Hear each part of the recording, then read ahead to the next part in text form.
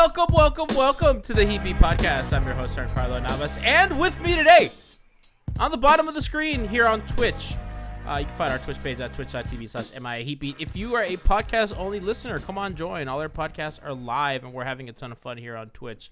So joining me today on the bottom of the screen is our trash tweeter, Jack Alfonso. What's up? On the left of me, we have our 2K coach, Franky.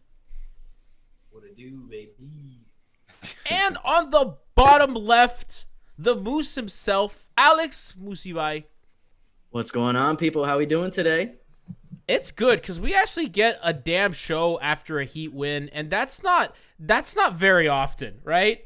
Like we don't get this often, right? And Jimmy Butler's back, and this season has been a bit of a slog.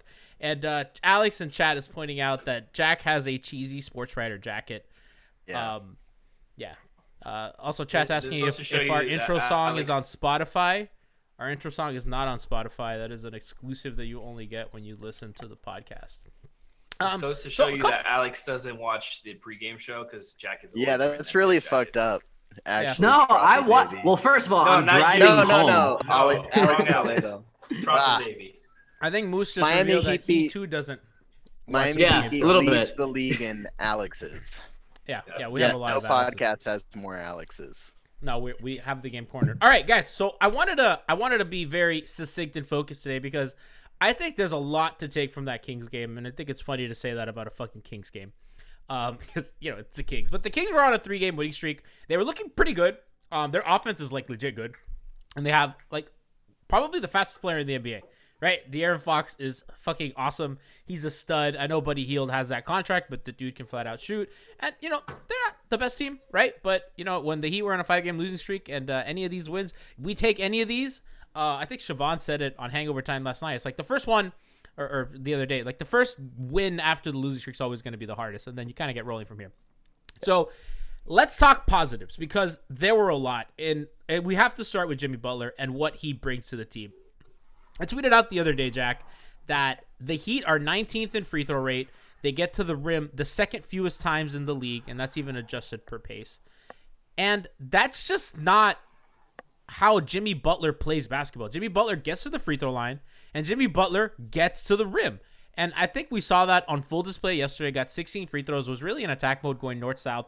They finally got their full playbook back because they really did not have a guy that commands help the way Jimmy does. Because Goran can get to the rim, and Goran's a good north-south player, but Goran's not getting that kind of help that Jimmy gets because Jimmy's a better passer than Goran, and Jimmy has a bit more, I don't know if it's acceleration because Goran's plenty, but Jimmy's just, he has a lot more gravity kind of coming off that pick and roll stuff, and they were doing a lot of like kind of elbow handoffs instead of Bam kind of handing off at the three-point line. They're running that a little closer to the paint, and that was really fruitful for them, Jack. So I for one am really happy that Jimmy's back. The stuff in the paint I thought was the biggest difference maker.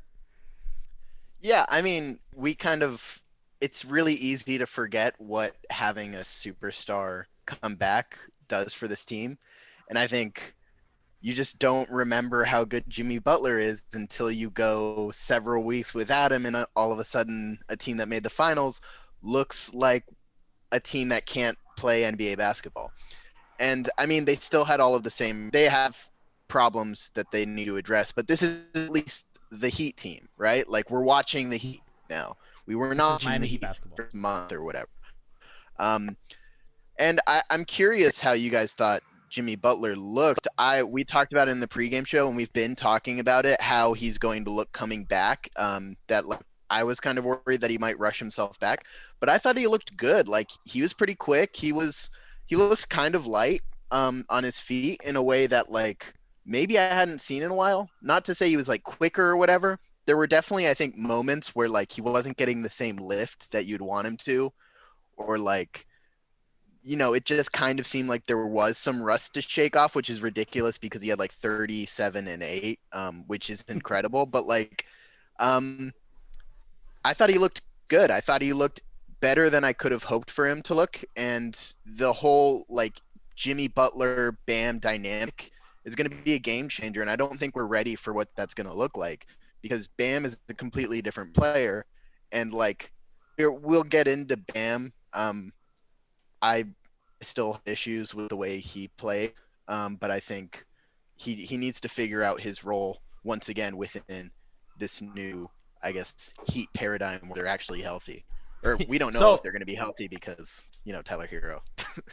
I mean, we're going to get into that later on in the show. The thing I want to kind of pivot, not pivot, but like kind of add to what you're saying about how he looked and everything. 33 minutes last night, which is not an unreasonable amount of minutes played. Now, that's right at his season average the last 4 seasons. Or last 3 seasons. So Moose, like, they manage his minutes. He plays a very aggressive style of basketball. He's very physical. He wants contact. He wants all this stuff. Like, that's the important stuff, right? So he's getting north-south. He's getting to the rim. He's doing all that stuff. And it just changes Miami's offense dramatically because Duncan had a good game, was 4 for 7 from 3. And all of a sudden, every time he comes off a handoff, they can't trap him, which just because Jimmy's such a good mover without the ball. He really floats. He does that Dwayne Wade ghost cut. He's just a great mover, right? So they have all these elements back in their offense. Tyler's also playing, which, he's another guy that if you kind of swing the ball to him, not only is he a plus shooter, even though he's not shooting the ball well this year, he's defended as a plus shooter.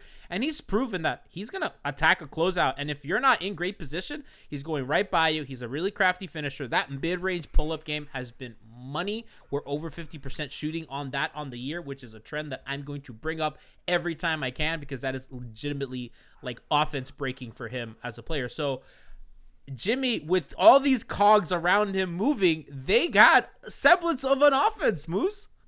Listen, we were talking about it last night. With Jimmy Butler back, everybody ups their game because they're not being asked to step out of their role to an extent that's going to take them out of it energy-wise on the opposite side of the floor. That's been something that we've been lacking the entire time. Jimmy Butler allows everybody else to play within their lane and to play more aggressively in that lane. And everyone's just more comfortable that way. And then just wait till we get back Goran Dragic, and then Jimmy Butler can also take a step back from dominating the ball every single possession and getting his own looks off ball movements. So they've only played 28 minutes together, the 3 of them, Goran, Jimmy, and Bam, which is just crazy. That's insane. Their team's not complete. Yeah. It's just not. Like, they haven't played, like, their team, like, the team that made the finals has not played together. By the way, Jack, chat saying that you look like they're going to sell sketchy warranty. I saw that. I'm kind of just trying to ignore it, but thanks for bringing it up. I'll cry after we get off the pod. Thanks, guys. What kind of warranty? Like that 7-year warranty on an appliance that you're gonna forget about. It's gonna be locked in your closet, and you're gonna it's gonna break, but you're gonna miss a warranty by like 2 weeks. That's happened to me so many times. I remember like, oh, that's right, I bought an extended warranty on that, and I missed it by 2 weeks. Always miss it. That's how they build them. That's my life. That's life now. What happened, Frankie? No, that's how they get you because they always count on you forgetting that. I said Jack looks like Hustler Kid from Recess. I love that. Such a great call out. So speaking of extended content. Speaking of extended warranty, do they have one on Kendrick Nunn? Oh God. Honestly, like I like the minutes that Gabe played, and that was something that I talked about. That I like the minutes that Kendrick Nunn played last night. Me too. Same, we all did. My favorite part, yeah.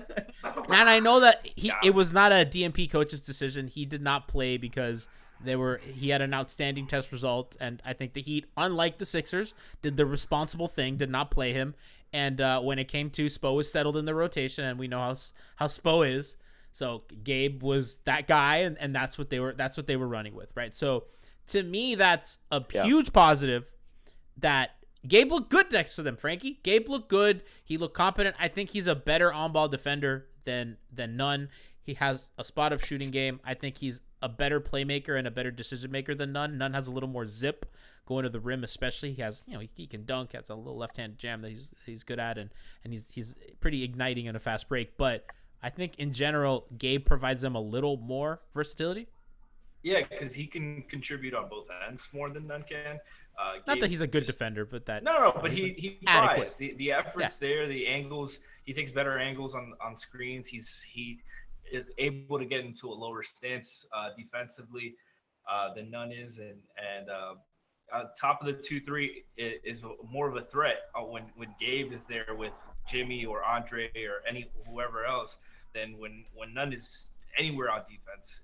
Gabe tries hard. He's not a guy who's looking for his shot as opposed to everybody else. He's good with playing his role. Gabe played 11 minutes, took 2 shots. I bet you there's no time none took more than 2 shots and more than 5 minutes of game time in his career. He just chucks them up. So that's the kind of that's the 9th, 10th guy that we need in that role. Just play your role, move the ball offensively, take the shots when they're there. 1 3 he hit was at end of the shot clock, good rotation, hit his shot. That's what we need all out of him. He's a That's guy all we need to ask out of him.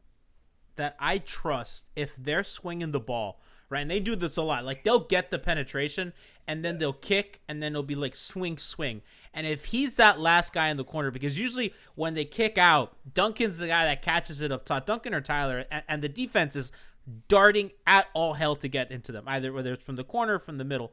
And when they do that swing pass, when Gabe is the last guy in the corner, feet totally set, because the play's coming to you, right? It's something that, okay, I am ready, I'm prepared, I'm set, and I'm going to catch the ball in rhythm, gather, and shoot in my motion, comfortably in rhythm. And I trust him a lot more than Nunn in that role.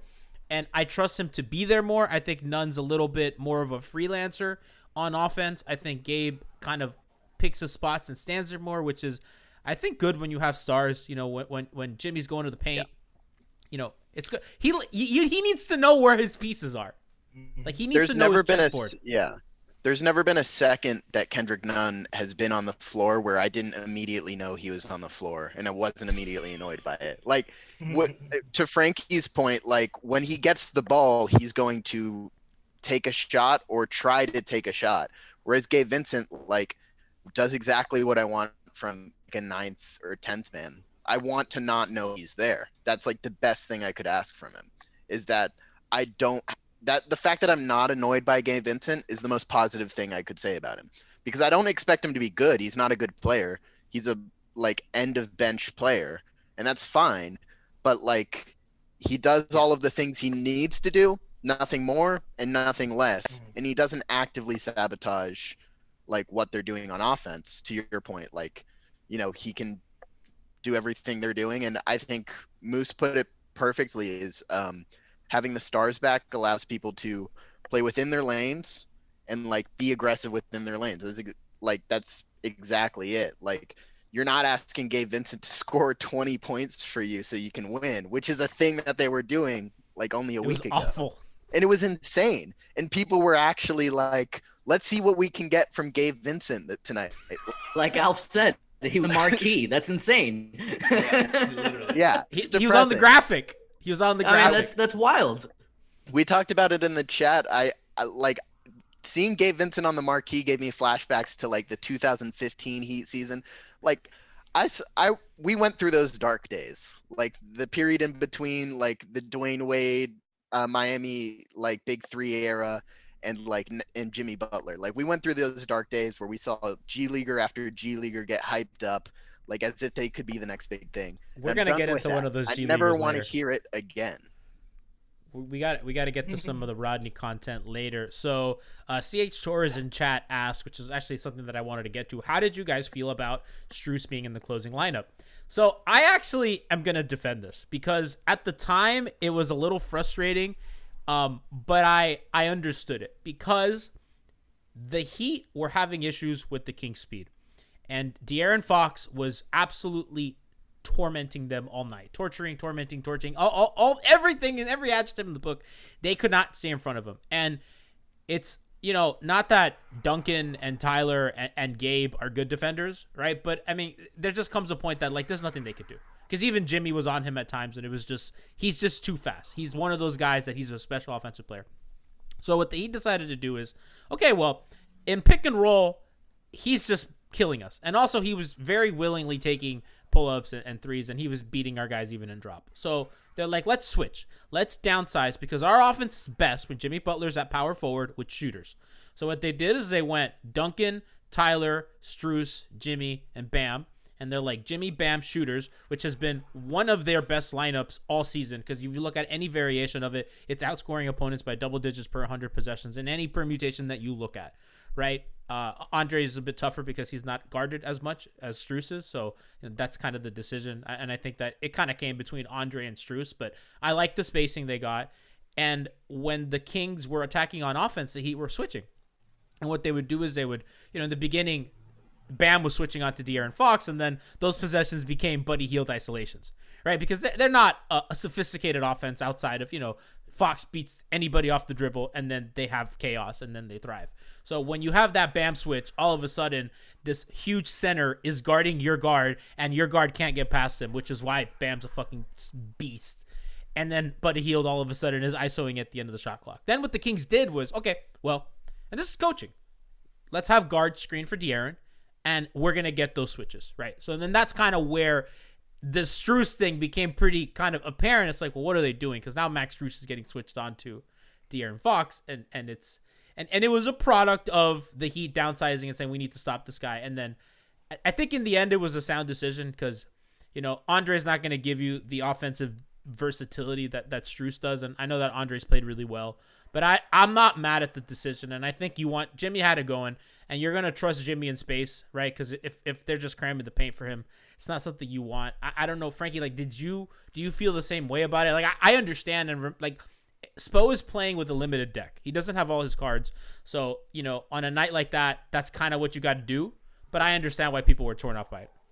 No, and Andre probably would have been closing earlier if he was hitting a couple of shots, but he was 0 for 5 from 3 on good looks, so you can't really fault him. And Strus made 2 big plays with his 2 backdoor layups that he created by being awake and reading the defense and making good plays. And you can't be mad at him. He made plays, and then when Spo needed one final stop, he took him out for Andre, and they got the win. So, like, I can't be mad at him. Like you said, he's playing with limited deck. He had to play 30 minutes of KZ, Gabe Vincent, and Max Strus. The rest of the guys were rotation guys, and he was able to survive with that. But normally you're going to have Goran and Bradley taking those 30 minutes and not having Tyler. Tyler wouldn't have to play 40 minutes. Duncan wouldn't have to play 35. Jimmy 34 minutes is pretty good. And that's good. That. That's what exactly what you want. And Jimmy in a close game, you take that. Yeah, absolutely. And so, like, I'm not too mad about it. I was concerned at first, but Strus made good plays. Strus isn't dumb. So he makes smart plays offensively. He can hit open shots. He doesn't take too many bad threes. Like, it's very rare where I'm looking at a Strus 3, like, what the hell is that? So I wasn't mad at him playing a couple minutes there. He's a guy, like, they have too many ninth guys that are playing minutes. That's the issue. They have a roster full of ninth guys other than their top 3 or 4. 6. That's being kind. Or their top I think 6. ninth is being kind for a lot of these guys. I mean, you have Jimmy 1, Tyler, Duncan, Andre, Bam. That's 5. Goran 6. Goran. I mean, not none. Olynyk 7.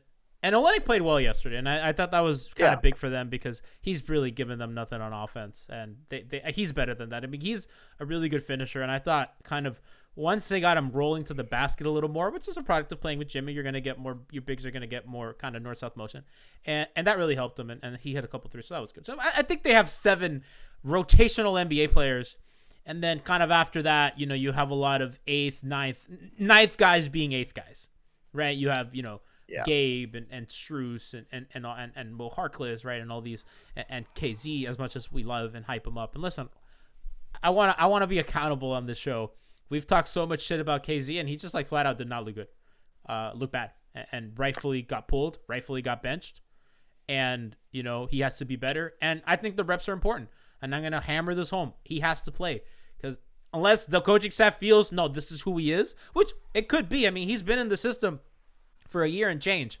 Did not really get a training camp, but did not get in summer league. I think we have to remember that. And it's not an excuse for him. And also not unfair to Nunn as well, because we're like really hard on Nunn. Nunn didn't get a second training camp and a second summer league, because that really helps your development, right? And there's no G League this year too. So like let's be fair to these guys, but also like let's we've pumped a lot of KZ noise, so I'm willing to like take my medicine on that one. Just was a minus on both ends. I've been more down on KZ than I think more like the Heat beat consensus has been. But I think he does need the reps. I think you're totally right on that. Mostly just because there's not another option, right? Like, who is the other? Like well, I mean, just in general, you say they have 7 rotational guys. You need 8, right? You need 8. They have like 6.5 because like Olenek on a bad day, yeah. KZ is the only guy I think. Yeah, Bradley. Yeah, Bradley. So they have 7.5 rotation guys. Okay. My point is they need one more rotational guy. I agree with you. And you're going to need it to be KZ right now, especially if you're looking to fill that 4 spot. Don't get me wrong. It's nothing against KO because I still think he's going to get the minutes there, but we can't be relying on that all year long. And especially deep in the playoffs, I feel, so I want KZ to get these minutes now. And I agree. He looked terrible last night. When it comes down to the defensive switches and all that, I'm starting to get frustrated at the fact that he can't pick it up. But he's a good on-ball defender. But he's a good on-ball defender, and what he's giving you energy-wise on the offensive side as well, at least being able to like pull guys out and create space for others, we need that right now. And he's not going to get better if he doesn't get the minutes. So I think this is important to note. So Crab Photographer in chat, friend of ours, he loves Sioux Falls for some weird reason. Who knows a lot about Sioux Falls, watches a lot of Sioux Falls basketball. And I know this has been documented. KZ was the same non-entity in Sioux Falls, which I don't think is a small thing. And I know that people laughed at me when I said, I think he should play over Harkless, and then be like, he was one of the worst D-League players last year. And, that's all fair. That's all fair, and that's all well documented. And him not looking at the basket is a problem. He's been infected by Jimmy Butleritis, where passing out of layups and shit. So we have to see. I mean, I just wanted to take my medicine on that. And I think that this transitions this really nicely into kind of something that Chad has been clamoring. I know Tez Pickett was asking about JJ Redick and kind of like, and we've kind of internally talked a lot about like moves and stuff. And I think that looking at what we said, there's 7.5-ish rotation players. I think that if they're going to be legit title contenders, they need to replace 2 of those bottom guys with like legit, like maybe like two number 5s, right? Like or a number 3 and a number 6. You know what I mean? Like, but I think that the high end's a little tougher. And I know Victor Oladipo's a guy that we've kind of talked about a lot. But if they're gonna legit be a title contender, this team, because I think that their offense is gonna be good, and I think that they're gonna figure some stuff out. But they're clearly a couple pieces away. And if you can shore up your playoff rotation by replacing 2 of those bottom guys with some high quality players that you're like, okay, this is a legit like 5th guy on a really good team, and you get 2 of those, you don't have to swing for the fences, but that changes things. Like a guy like JJ Redick, who by the way is shooting poorly this year, a guy like Lonzo Ball, right? A guy like Otto Porter, a guy like PJ Tucker, right? Like, so these are the guys that, have not been great this year, but when you're in this kind of position, you got to roll the dice, right, Jack? So like they did that last year. They did it with Iguodala and with Jay Crowder. Guys that just... Jay Crowder, by the way, was not playing well in Memphis. Like, was playing like legit bad. The shooting was bad. The defense wasn't there, right? So they just rolled the dice on a veteran that they said, well, I think if we get this guy in our system with our Hall of Fame coach, we're going to put them in positions to win. Yeah, you got to buy low on somebody. And I think that they're kind of void of movable And you look like the perfect stock trader right now to give us that information. Weird, Jack. No, but like I've been pounding this drum like since before the season, is that like they're going to need another Iguodala, Jay Crowder type move that puts them in position like from kind of a middle of the road playoff team to a team that can like legitimately like compete at the highest level of the sport, which is like they're right there. They have all of the pieces, and they're just like a few guys short. And if they hit right, if they find another Jay Crowder, I don't think they need. I think what Jay Crowder gave the Heat last year was kind of like astronomical and like out of this world. Like he was shooting I think he shot 44% from 3 with us, which is even with like he kind of went cold in the playoffs. He was incredible. Like they just need like a body. They need like a Derrick Jones Jr. even. Like just somebody who can be out there and give them like a defensive presence at the 4 or like extra shooting or something. The Derrick thing's funny because Moose, like, I'm not a Derrick guy. I've never been a DJJ guy. I've always kind of been out on him. But one of the things that I've kind of missed on a guy like that is the length, especially when they run their zone. Because their zone has no bite. Their zone is soft. Their zone is like honestly kind of useless this season. I don't know I don't have the numbers on it, and I'm sure that we can ask Christian for them tomorrow, but their zone hasn't been very good, and I think part of that was what's made the zone special last year is they had a lot of really athletic long guys at the front of that zone, disrupting passes, creating turnovers, right? The Heat are the turnover team now, but before, they were the ones turning people over with the zone, and now it's not Derrick, and it's not Myers, and it's not, Jay Crowder at the top of that zone. It's Mo Harkless, it's KZ Okpala, it's, these smaller guys that aren't. You're saying what the problem is right now. It's the mix of people. Look, the only difference in our system from this year to last year is that we don't have the same mix of guys in that stretch 4 that can defend up and defend down. That's it. We didn't change the way that we're defending. We changed the pieces, and look at the pieces you just mentioned. Last year's team was like kind of greater than the sum of their parts, right? Because you look at a guy like Crowder or Derrick, and you're just like, it's not like you put him anywhere else. You're just like, whatever. Like Jay's whatever in Phoenix. Derrick's been pretty good in Portland, but they're kind of like whatever pieces, right? They're probably like what we're saying right now, 6 men, right? 7 through 5 men, right? But you put that together in the right situation. Which is why, I'm big on a guy like Otto Porter, because Otto's shooting the ball really well, but he kind of moves like cement, which has kind of concerned me. But I also think that, the Heat will put him in spots to win, right? It's kind of my thing with Thad Young. You get these veterans that are really smart basketball players that, know what they're doing. You look at what Draymond's doing over there in Golden State, just the value of a smart player. Even if you're not the best shooter in the world, even if you're not, the crazy athlete you used to be, when you have a really smart, disciplined veteran playing alongside a superstar, and the Heat have those, that really goes a long way. So that's, I don't know, it's tough because I know, Jack, you really want Oladipo, and obviously he would be a huge help for this team. There's just no denying that. I know you and Alf gave it to me, and I've really come to your side on that. They need more than a piece though. They need 2, I think. Yeah, I think Oladipo would be great, but beyond that, I would love Thad Young or Otto Porter. With Jay Crowder, he shot exceptionally, but he wasn't really an exceptional floor spacer. He could keep the defense honest, but I don't think anybody really bought the fact that he was a 3-point shooter. Everybody thought he was a mediocre 3-point shooter, and he would make them pay sometimes, but deep in the playoffs, he wasn't even really hitting shots, but he was still really good for them because he could defend up and down, and he was a body. Really, you don't even need somebody incredible. You don't need somebody impressive. You just need somebody who's not going to screw up. And when Jimmy Butler gives you the ball, do something with it. Keep the defense honest, and do your part on defense. I think in Otto Porter, that's the kind of guy who is flawed enough where he'd be available. The Heat are clearly protective of their assets, maybe a little stingy, some people would say. I don't know if they're overvaluing or I trust them to make moves generally, but they're not going to get even an Oladipo at this point. I don't think they're willing to move those pieces at all. So it's going to have to be a smaller move, and maybe Otto Porter is that guy, maybe Thad Young is that guy. I really hope, just for the NBA's sake, that Chicago gives those guys up, because it is a crime to waste that talent in Chicago. I mean, I feel the same way about I think Chef Trilly on Twitter today said something about Vucevic, which is that would be interesting, right?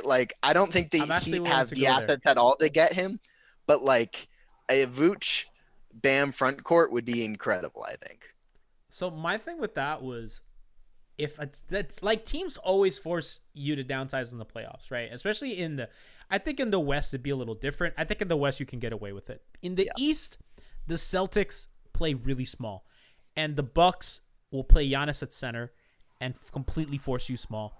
And the Nets are going to play really small. So you look at the big Philly's the only team that you're like, well, they play big motherfuckers. Like, okay, fine.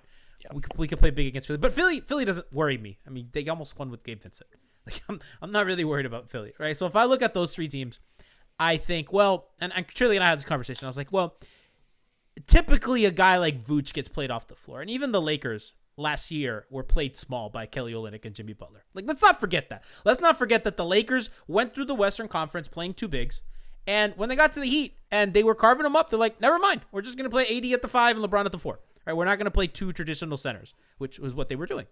So, playing Bam and Vooch together, I think you can get away with it for a long time. I think crunch time against the Celtics or against the Nets, it's going to be tough because at the end of the day, to quote our good friend Alex Toledo, when Vooch is in drop against a guy like KD, against a guy like Jason Tatum, Harden, Irving, even Jaylen Brown this year, who's been fucking incredible, or Kemba Walker, or whatever, any of those guys that are going to kind of put them in pick and roll because you can't switch him.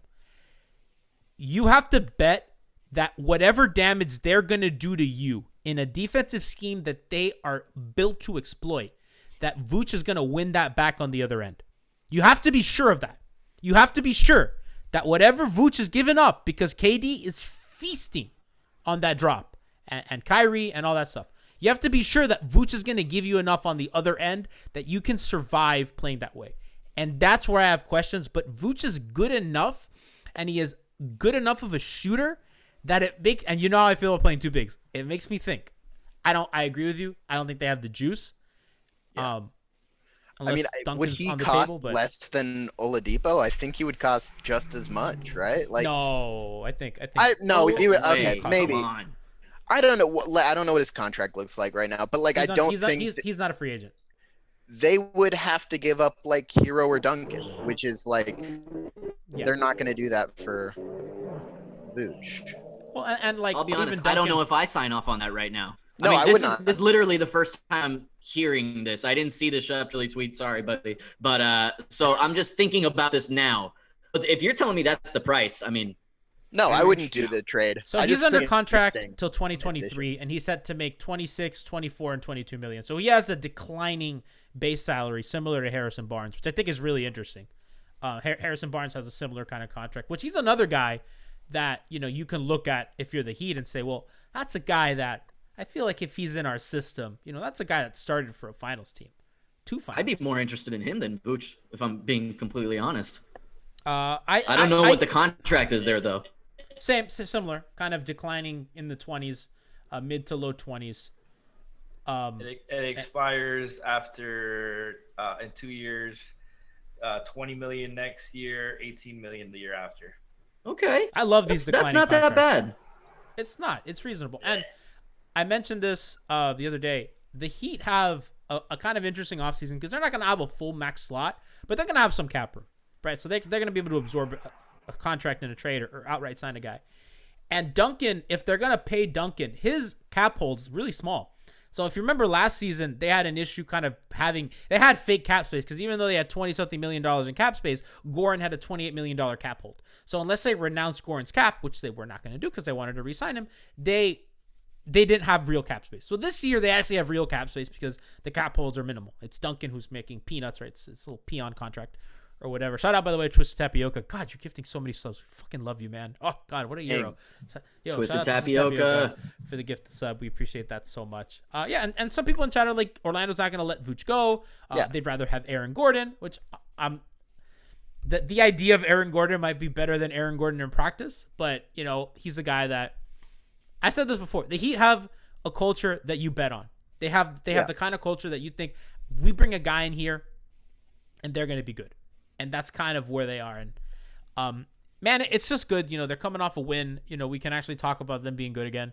Kind of look, we're kind of being, we're talking in the sense of how do we get them to the finals, not how do we get them into the playoffs. I think that this is going to be a springboard. They have a pretty soft schedule coming up. They play the Wizards twice, play a bunch of bad teams before they start playing some good ones. So, real quick, I wanted to get to Tyler because then I want to pivot to Rodney Magruder talk because there's a funny Draymond Green clip going around. Kind of mean, but we'll get into that. Tyler, Apparently somebody he lives with. Jack, what was the tweet? It was a virus. How did the Heat phrase it? Oh, Very poorly worded.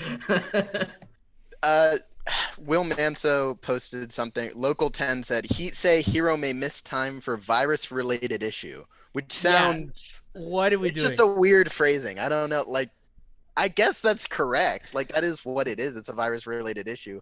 But it sounds... You're doing him no favors. It sounds too vague.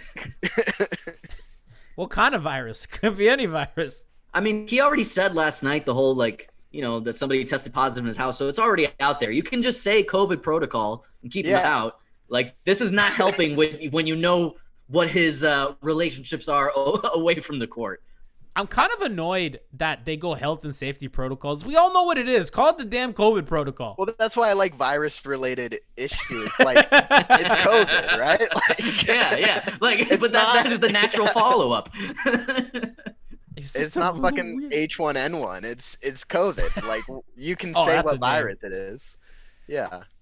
So, like, I don't know Tyler's living situations. So, you know, somebody he lives with, whoever that is, we can all speculate. Wait, I want to know what you guys pictured when you saw, like, I saw somebody he's living with, and I immediately imagined Tyler Herro, like, living in a TikTok hype house. Like, exactly. With a bunch of young you so nailed it. Yeah. I was at least 8 people. But, like, it's probably his girlfriend, but it's a testament to who Tyler Herro is I immediately imagine, like, a house with 8 people, and they're all making TikToks or doing something like that. Like, I thought of a UM frat house. I thought he lived at a UM frat house. Yeah, something like that. Like, yeah, like, but it's probably one of his fraternity brothers caught COVID, and, you know, it's dangerous right now. So that's happening, which sucks because, like, they finally Goran and Avery are coming back next game, and you would think, well, finally they're gonna have some health, and no, we're not, which sucks because then, you know, one of those guard spots, you know, that means our favorite Kendrick Nunn minutes or Gabe minutes, that more Gabe or Kendrick than we want, but, you know, whatever, they're close. Hopefully it's nothing. He's questionable, I think, or doubtful. I don't remember, so it's not a for sure. I believe I read him as questionable. Yeah, probably safer to keep him out. Of course, but again, and this goes back to, like, just what we've been saying all year. So the rest of the team is okay now. Like, it's fine because they didn't all hug played after the with game. him. Like, what the hell? That's what I don't understand. Okay, so Tyler will be out as he should, but then the rest of these guys, like, when are we gonna get over all this? Come on. Like, I feel like it's just a never-ending saga. It's a revolving door of health, and it's really absurd. It's crazy, and it doesn't at all. Like, I at least hope that when we come to the playoffs, you know, they institute some sort of a bubble for the playoffs, because we, at least when the games really, really matter, you kind of hope that, you know, they at least get some semblance of certainty, right? Or maybe the last stretch of the season. I don't know what they'll do. Hopefully the players sign off on it, so, you know, we can all enjoy some safe and good basketball, because it's not fun to watch, you know, a Clippers team without their 2 best players and the Heat without their 2 of their 3 best players play a game, right? Nobody wins. Nobody wants to watch it, right? It wasn't. I don't even think it was fun for Clippers fans. Nobody had fun. I just don't want to see Gabe Vincent on the marquee going into a playoff game. Don't give me that, all right? Well, when they put KZ, I was like, well, they better play him. You know what I mean? Like, they're putting this dude. I was like, you better hope to God you play him, or I'm gonna slander the shit out of you on Twitter. That's all we have. Twitter's our only weapon. Okay, so before we go, I know we're running on time. Have you guys heard? So, are you guys familiar with what happened with McGruder last night? Yeah. I know the basics of it. Yes, I got caught up this morning. So there was some sort of kerfuffle with the Warriors and Rodney, and Rodney, you know, all around nice guy. You know, shout out to the scavenger. You know, nice guy, Rodney Magruder, friend of the show, by the way. Friend of the show, has been on with us. We love Rodney. We are supportive of Rodney. We are hashtag free Rodney lifers. We've advocated for preseason Rodney. It's one of the greatest Heat players who has ever played in a Heat uniform, along with preseason Gerald Green. Just absolutely, you know, Hall of Fame talents. Heat lifer. So Rodney. So I'm gonna play the clip. So apparently Klay Thompson was on the broadcast, and he was roasting poor Rodney Magruder, which is just, you know, Klay's supposed to be a nice guy. So this kind of surprised me. but more importantly, they hold the Pistons under 40%. What's McGruder doing over there? Is a little scuffle happening? What are you talking about, Juan? And then everything seems to be okay there. Clay's figuring out what's going on over there, Clay. Rodney Magruder. Oh no, this dude might be out the league soon. He's probably mad about that. Who knows? Wow, shots fired. He's over here checking my guy. You good? Everybody seems to be okay, and everybody's going to their respective locker rooms there. But yeah, I don't know. No. So that won't end it right there. But that's savage. 5 over here trying to start something like he's a good player or something. It's like, bro, get out of here. You might be. Sorry. All right, we're done. Easy. Oh my God. So Clay is eviscerating poor Rodney, which is like surprising. I'm just like, damn, like that's your period. It wasn't even a big deal, right? So that happens, and then Draymond Green in the post game comes out with this. I was in the locker room, but apparently he was taking up for Wayne Ellington. When the fuck Rodney Magruder become the tough guy of the team? Like, I don't know, man. Everybody in the league tough these days. It's crazy. I've seen a lot of tough guys this year. I don't understand it. And don't nobody do anything. So, like, if you really wanted to do something, you could have done it. Walk over there talking shit like he's a team tough guy. Get the hell out of here. Fucking tough guy, Rodney. Fucking tough guy. Also, I'm rocking with Juan T. Juan T was about to bring that town business shit out on him. And yeah, I'm rocking with Juan T on that one anyway. But also, I think it was something that Juan said in the first or second quarter to Wayne Ellington. You ain't got nothing better to do that you still thinking about something from the first or second quarter when you weren't in the game. So apparently, Wayne Ellington must have went over to the bench. I guess he went and told Rodney Magruder because he hadn't been in the game. Yeah. I don't know, man. There's too many tough guys in this league these days for me. But I know ain't nobody scared of no damn Rodney Magruder. Like, fucking kidding me? Excellent dismount by Draymond Green there. Ain't nobody scared of fucking Rodney Magruder. Which is just like, well, why is Rodney, like, come on, leave Rodney and Heat Lifer Wayne Ellington alone. It was a long clip, Jack, I know. And Draymond had a lot of pauses, and you guys don't see the video. I didn't know when it was stopping. No, I know, yeah. To cut it off, or this is why I want the Warriors to be good again soon. Not like Durant level good, not like that good, but like they are a fun bunch of folks who really love talking shit, and it's good for the league because I think Steph likes talking shit. Draymond loves talking shit, and even Clay, like they all love talking shit, and I think that's like one of the best parts of the NBA is that you get this kind of open shit talk, and it's wonderful. Like imagine if like they're in a playoff series and like Moose, I know you're like nodding. Like imagine Draymond's just talking shit to AD or something. Well, I mean, I love this for a number of reasons. One, sign me up for any and all NBA soap opera theatrics talking shit to each other. I don't care if it's the star, the number one guy, or the last guy on the bench. I love that stuff, and I'm here for all of it. I hate that our boy Rodney Magruder got the casualty shots for it. But you know what? That's kind of what comes with it when you mess with some of those guys, especially the Warriors guys. You know they're going to talk. Clay's comments completely caught me off guard just because you're thinking, like, cool Clay. I did not think he was going to go with this guy's going to be out of the league soon. But that just makes me want to tune in for the next game more. And believe me, the NBA knows that sells, and they love it too. It's good. And like, I heard Ethan Strauss kind of talk on his podcast. He's like, you know, Warriors clicks are way up. Right, like on the Athletic, Warriors clicks are really dominant. So people like this shit. People love Draymond. Like we love to hate him, we love him. I mean, it's fun for the league, and it's I don't know, it's good. And I like that we have a guy like that because like Jimmy's out here, you know, talking shit. I mean, dude, I say this all the time, and this is probably like an overly quoted anecdote by me, but he scored over the fucking MVP and Defensive Player of the Year. Stared into the crowd, to his family, said he can't guard me, and he was right.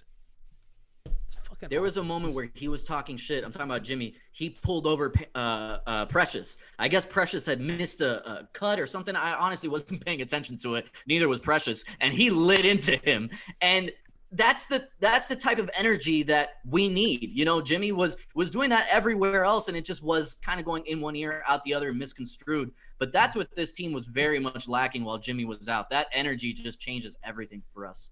So well received too by like the Heat, and you know, and by the way, like I recommend listening to the latest Low post where Zach Lowe talked to Nick Friedel. They kind of talked about the splitting of Jimmy and the organization, right? That whole Dwayne Wade Butler era, and then what the decision that the Bulls made, you know, kind of moving off of Jimmy and kind of going young, and how that's like a really important like moment for the league, and how the Heat really embraced the parts of Jimmy that the Bulls grew tired of. And the fruit it yielded was a finals appearance, right? And just, you know, him playing, you know, superstar basketball, right? Like he's that guy. Like he's that good. By the way, Draymond Green would be so fucking fun here.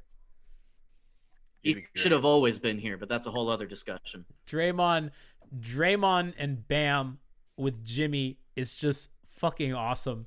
I mean, just defensively, it's just awesome. And then just the shit talk. I mean, Jimmy and Dre are cut from the same cloth. Like it's just right, Franky. Like that's perfect. Yeah, Draymond is one of those guys who would be an immediate fit here. There's just certain guys in the league that you know. There's the James Hardens where you doubt the culture fit, but there's guys who like embody it. And Jimmy was always one of those guys. Draymond's one of those guys. Guy like Chris Paul is one of those guys, just like guys who are obsessed with the craft, love the game, and love competing, and are, you know, sometimes have culture issues in their own organizations, just because you know, they're not always empowered with their front office, with the coaching staff, with the other players around them. You know, it's a certain type of guy, and you know, Draymond's 100% one of those guys who's just fucking crazy about basketball and competing and cerebral with everything about the game. It's kind of crazy because like Dwayne is not like that. Dwayne's very Hollywood, right? But I mean, Dwayne's Heat culture. Like don't get me wrong. Like Dwayne's Heat culture, but Dwayne's not. Jimmy's more that than Dwayne, right? Like Jimmy is more of that stuff that the organization propagates. Jimmy is much more Udonis than Jimmy and Udonis are like cut from the same cloth as opposed to Dwayne. And Zoe, yeah. But and Dwayne, Bam is closer to that than Dwayne. Oh, yeah, no question. Yeah. Bam is way. I mean, I always go back to when they were scouting him and they go, "This guy's a little fucking crazy, huh?" Like, yeah, that's what they were salivating at. I'm convinced that they know that they missed out on Draymond because they should have had him in the draft, and that's why they went so hard at Bam. Because going into the draft, I actually thought Bam had a lot of Draymond in terms of like the intensity and the defensive IQ. You know, obviously he's even proven me wrong because he's by far past that now. But yeah, there's just, to Franky's point, there are guys that you look at and that, you know, little crazy, like they were saying, is just welcome here and it thrives here. It's nurtured. So Curtis is Hero says Dwayne wasn't Hollywood at first. You're right, but it was kind of more of and then Little Spoon Leroy. Said Jimmy has work ethic, Dwayne had pure talent, which is also true because Jimmy really was a kind of scratcher and clawer when he got into the league. Dwayne walked in like a superstar. Which, you know, kind of to close this out, I was watching Dwayne had like shared some highlights on Instagram, and a couple things about that. Like one, like obviously he's one of the 15 greatest basketball players I've ever seen in my life. Like he is just absolutely fucking transcendent. And I'm watching these clips and I'm watching the way he's operating in no space, right? He's coming off a pick and roll, he's splitting it, and he's dunking with no space. Because the spacing on the floor was Udonis or Jermaine O'Neal in the dunker spot. And Dwayne slithering and dunking over dudes. And I'm like, there's legitimately not a dude in the league like that right now. Like there's just isn't. Like if Dwayne Wade in his prime were playing right now, he would be the best basketball player in the league. If 2009 Dwayne Wade was here, he'd be the best basketball player in the league. Yeah. Like I don't even think it's a question. Like the way that he could just explode into speed for dunks, for defensive plays, the IQ. And again, he was playing in phone booth offense, right? It was Eric Spoelstra as a rookie coach without floor spacers. And in the era of hand check too. let's not forget that halfway into his career, hand checks were taken out. So those first couple of years where he was relying purely on his athleticism and just bulldozing his way, somewhat similar to what we're seeing now with Jimmy Butler, just, without that ferocity that he brought with his speed. Yeah. But that you're absolutely right. He operated in the phone booth. I mean 09, because even teams are dropping against Dwayne, right? They're not switching pick and rolls, they're just dropping, and they're giving him the mid range, and he's closing that gap so fast that it doesn't matter, right? So you think you're giving him the mid range, but the second he turns the corner, he's one dribble, and all of a sudden you're not in position to defend him, and then he's going up and he's getting dunked in front. It's just crazy. Watching him play, Chat's agreeing. In 2009, he was the MVP of the league. We all know that. We know LeBron didn't deserve it. We know Chris Paul didn't deserve to be second in first place votes. LeBron knows he didn't deserve in voting. I think Dwayne got second most first place votes, but just finished third overall in the point system. Totally robbed by LeBron. LeBron has taken two things from Dwayne. LeBron took that MVP trophy and also took his finals MVP trophy in 2011, because that series, Dwayne absolutely put the fucking team on his back, carved up the Mavericks. Jack, I know you've talked a lot about how you've lived in Dallas. They must have hated him that series too. They really hate Dwayne Wade. He's probably enemy number one. But I would hate Dwayne Wade too if I had to watch the 2006 finals, man.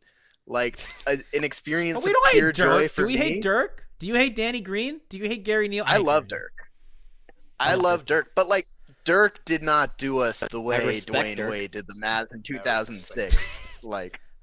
I really love. He did have a great final. Hold on, series. let's start this propaganda, because I look at the stats all the goddamn time. Dwayne outplayed Dirk both series. Absolutely, that's not even a question. I think so. Yes, not even a question. Two games that Dirk stunk it up.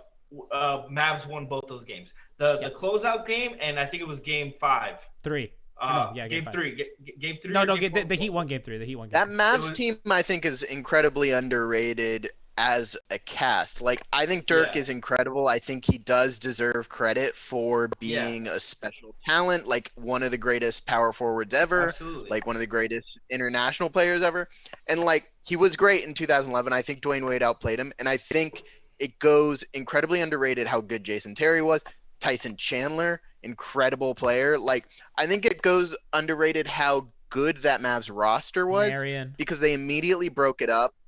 Yeah, they immediately broke it up, and also they were kind of there were some older guys who kind of fell off pretty quickly, or Tyson Chandler kind of became irrelevant really quickly. But no, they traded. Tyson Chandler was a defensive player of the year. No, they got rid of him the next year, but I'm saying he wasn't a relevant NBA force after that, because he was incredible. Traded, he was a defensive player of the year candidate. No, he won the defensive player of the year after he got traded. He was traded. He was a Bobcat before this. He was traded as a throw-in. I don't remember if it was. I think it was a Dampier or something like that. Some bum. And the Bobcats bought him out right away. They just took it for a pick, and then he turned into a good player. But the reason they fucking won wasn't because of Dirk. It was because the team shot 41% from 3. Yeah. And they had nobody to guard them. And the Heat couldn't shoot anything because Mike Bibby and Mike Miller stunk it up. Mike Bibby, I hate him till this day. He's one of my least favorite players of all time because he stunk the worst waste of a standing ovation in American Airlines history. I am so furious that I got up and clapped for that shit. You clapped for it? You were one I was in the moment. We had just got Mike Bibby. I was like, fuck yeah, welcome, buddy. Look, Dwayne shot 54. I wish I could take that back. I wish I could take it back, but the entire arena did. I've never known anyone that admitted to this. Wow. Unbelievable. What do you got, Frank? Dwayne shot 54% from the field that series. Oh, Dirk shot 41. So look at the he numbers shot before Dwayne got hurt. 3. It wasn't even Brian Cardinal took Dwayne out. Yeah. Remember, he had the hip check, and Dwayne's numbers plummeted after he got hurt because that's 51%. With the last game and a half, he was hurt. Deshaun Stevenson shot 56.5% from 3. Yo, Curtis is here making a great point in chat. Why did we cut Kendall Court's legend, Carlos Arroyo, who, by the way, would play at Olympic Park and knock a dude over and yell, "Get big"? It legendary. Kendall moment. We were all calling for him in the finals when Bibby was giving a shit. Him and Chalmers. We wanted Chalmers. Bad. Chalmers started, I think, Game 6. It was a little too late. Yeah, it was because Chalmers was actually playing well during the series. Well, I was always furious that we had cut Patrick Beverly that year. I knew that he wasn't really going to be good for us, but we needed that defender at the point guard spot, and from everything we were hearing about him in training camp, he was a bulldog. So I will say this: that always he bothered did not me. play in the league for 2 more years. He was not ready, and I think that a lot of people bring that up, and I'll always say like they needed bodies then. They did not have time for a wait and see guy. They needed to fill up those. Unlike what they're doing now, they needed to use every single roster spot to see what they had. And Bev was he didn't play for 2 years. He didn't get a contract for 2 years. The problem was there that they chose Beverly over Pittman there because they had fucking 16 centers on that team. No, Dexter Pittman was later. Dexter Pittman was not the first year. No, Dexter Pittman was that team. Yeah. Dexter Pittman was that first year. I'm looking at it right now. Yeah. Because they still believed that they were going to need a traditional center. Whoa, hold on, wait a second.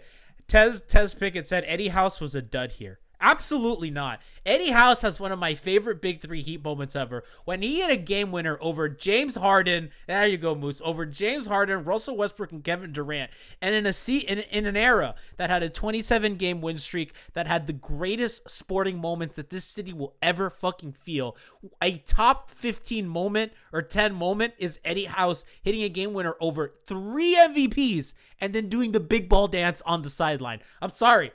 You're wrong. You're wrong, chat. Chat, you're wrong. You're dead wrong. Dead wrong.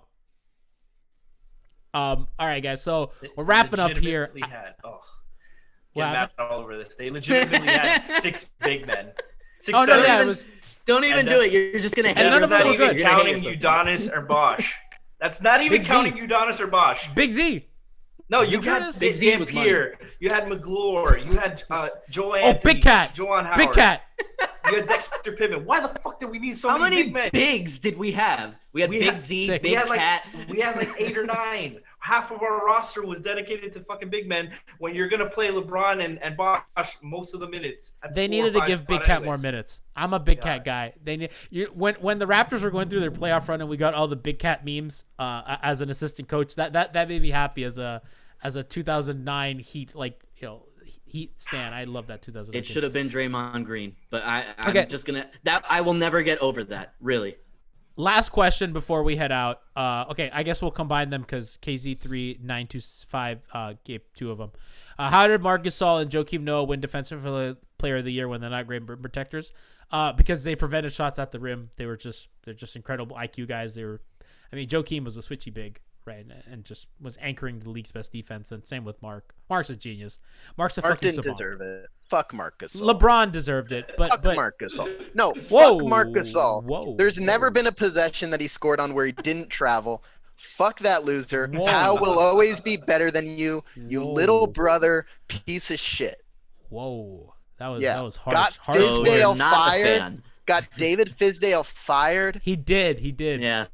Yeah, you motherfucker. And everything Fizdale said was right too. Because Marc, he started making him shoot more threes, play fake there, and what did that make Marc Gasol a championship big man? So what the fuck is he mad about? Yeah, maybe almost, 2.